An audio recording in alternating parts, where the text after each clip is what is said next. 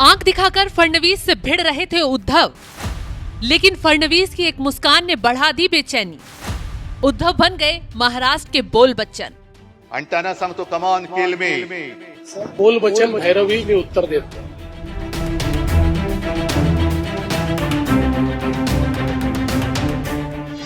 जिसकी खुद की पार्टी का नाम और निशान छिन चुका है और जो यूबीटी के नाम से चल रहा है, जिसकी पार्टी दो फाड़ हो चुकी है, जो कोर्ट कचहरी में अपनी पहचान ढूंढ रहा है, वो उद्धव ठाकरे जब भी मंच पर आते हैं इस कदर गर्मी दिखाते हैं कि छूटते ही बीजेपी को नामो निशान मिटाने की धमकी दे जाते हैं।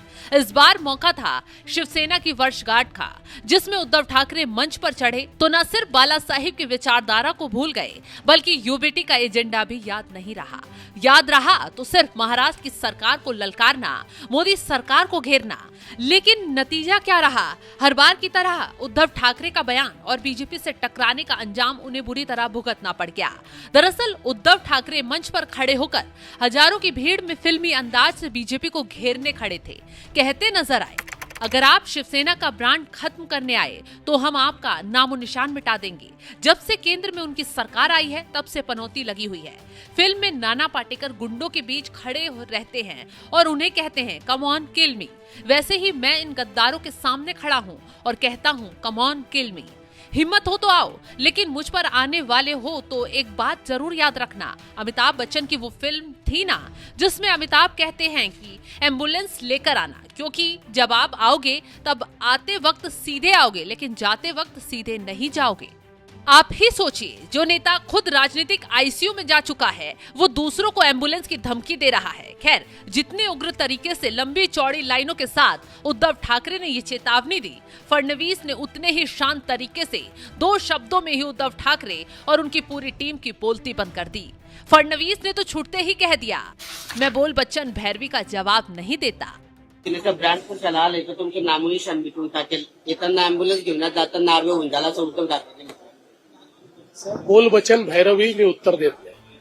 फडणवीस ने बस एक लाइन बोलकर उद्धव ठाकरे का पूरा भाषण धूल में मिला दिया, क्योंकि फडणवीस जानते हैं बयानबाजी से ज्यादा अहम होता है जमीन पर किया गया काम। और रही बात उद्धव के राज की, तो जब महाराष्ट्र चल रहा था तब उद्धव जूम मीटिंग से राज कर रहे थे। जब बाढ़ आई तो ठाकरे साहब मातोश्री में आराम कर रहे थे, और अब जब सत्ता हाथ से निकल गई तो बयानबाजी से लोगों की भावनाएं भड़काने की कोशिश कर रहे हैं। सबसे दुखद बात तो तब हुई जब ठाकरे ने ऑपरेशन सिंदूर जैसे संवेदनशील विषय पर भी सवाल उठा दिया। वो ऑपरेशन जिसको लेकर पूरे देश ने मोदी सरकार की तारीफ की, जिससे उन पीड़ितों को इंसाफ मिल पाया जिनके सिंदूर को पहलगाम में आतंकियों ने उजाड़ा। लेकिन उद्धव ठाकरे जैसे नेताओं के लिए ये मुद्दा सिर्फ राजनीति से जुड़ गया। अब बीजेपी कैसे इस मुद्दे पर उद्धव ठाकरे को आईना दिखाने से पीछे रह जाती? बीजेपी नेता राम कदम ने तुरंत पलटवार किया और छूटते ही कहा, ऑपरेशन सिंदूर पर सवाल उठाना उन लोगों का अपमान है जिन्होंने अपने प्रियजनों को खोया है। साथ ही उन बहादुर सैनिकों का भी अपमान है जो दिन रात हमारी सीमाओं की रक्षा करते हैं। इस तरह के संदेह हमारे सशस्त्र बलों का पूरी तरह से अपमान है। उद्धव ठाकरे अब पहले वाले उद्धव ठाकरे नहीं रहे, वे अब उद्धव गांधी बन गए हैं। इसलिए गांधी परिवार की भाषा बोलना उनकी मजबूरी बन गई है। एकनाथ शिंदे के साथ उनके साथी जा रहे हैं। ठाकरे की दिमागी हालत ठीक नजर नहीं आती है। उन्हें अच्छे डॉक्टर और अच्छे अस्पताल की जरूरत है।